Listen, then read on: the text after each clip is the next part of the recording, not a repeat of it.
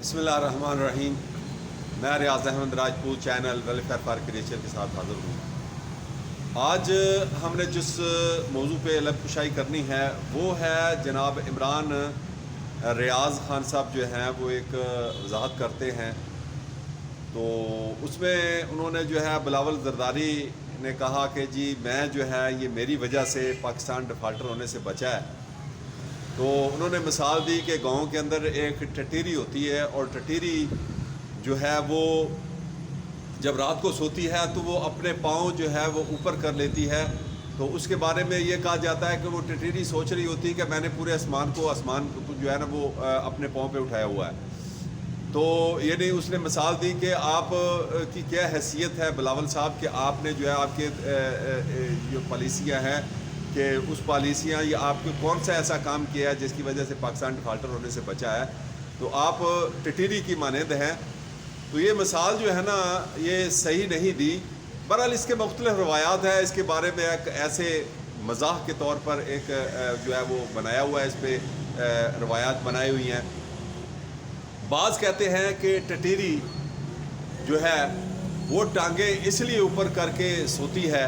کہ وہ جب آسمان کو دیکھتی ہے، ستاروں کو دیکھتی ہے، تو وہ کہتی ہے کہ میں رات کو سوتے ہوئے اگر آسمان گر گیا تو میں اپنی ٹانگیں دیکھو، میں نے اپنی ٹانگیں اوپر اٹھائی ہوئی ہیں اور میں جو ہے وہ آسمان کو اور آسمان پہ گرنے والے ستاروں کو روک لوں گی۔ تو یہ ایک اس نے جو ہے ایک فلسفہ لوگوں نے اس کا گھڑا ہوا ہے، یہ بھی ایک بات ہے۔ اس میں میں مثال دیتا ہوں، جناب مشرف صاحب یہ پالیسی جو امریکہ کی پالیسیاں لے کر آتے ہیں، یہ ان کی میں تھوڑی سی آپ کو وضاحت کر دوں کہ یہ جو اس وقت یہ فلسفہ گھڑ رہے ہوتے ہیں نا، تو اس کا بعد جو نقصانات جو سامنے آتے ہیں تو وہ پھر انتہائی جو ہے وہ اللہ ہی اسے بچاتا ہے، لیکن انتہائی نقصان دہ اور خطرناک اس کے نتائج ہوتے ہیں۔ جیسے مشرف نے کہا تھا کہ دیکھو میں امریکہ سے ساتھ دے رہا ہوں، اس لیے دے رہا ہوں کہ پاکستان کو ایک بہت بڑے حملے سے بچا لوں، لیکن وہ ایک ایسے خطرناک حملے کی طرف لے کر گیا کہ وہ اللہ نے بچا لیا اسے۔ مثال میں دے رہا ہوں کہ ایک فوجی صاحب جو ہے وہ ابھی ریٹائر ہوئے تھے اس وقت، یعنی مشرف دور کی بات ہے جب امریکہ کو کے آگے پاکستان کے حکمران جھک گئے تھے، اور جناب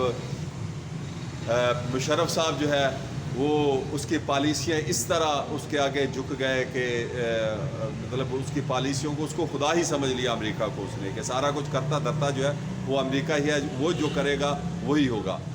تو یہ جو ہے اس میں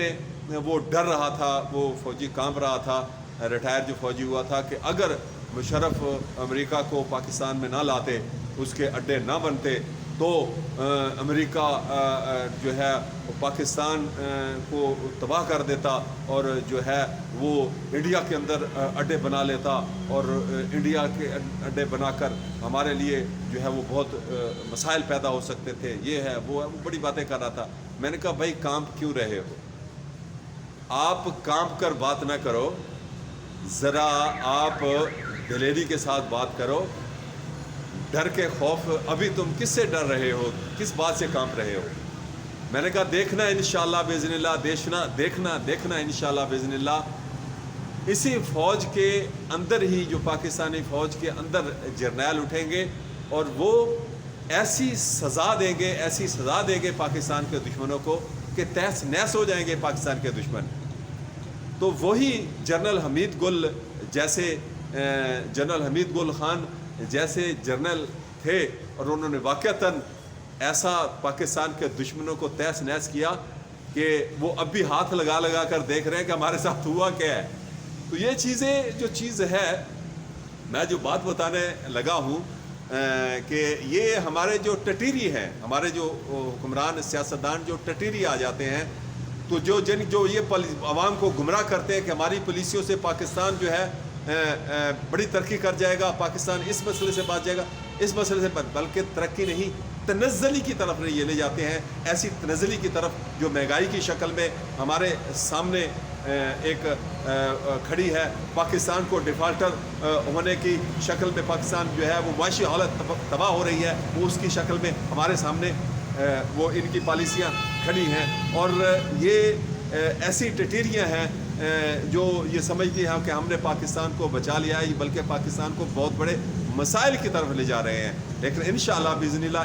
بإذن اللہ آنے والے وقت میں جو ہے وہ ایسی پالیسیاں پاکستان، ایسے اللہ تعالیٰ اس کو دیندار طبقہ دے گا، ایسے دیندار حکمران دے گا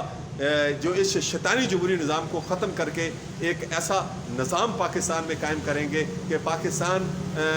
کو لوگ صرف حسرت سے دیکھیں گے کہ کاش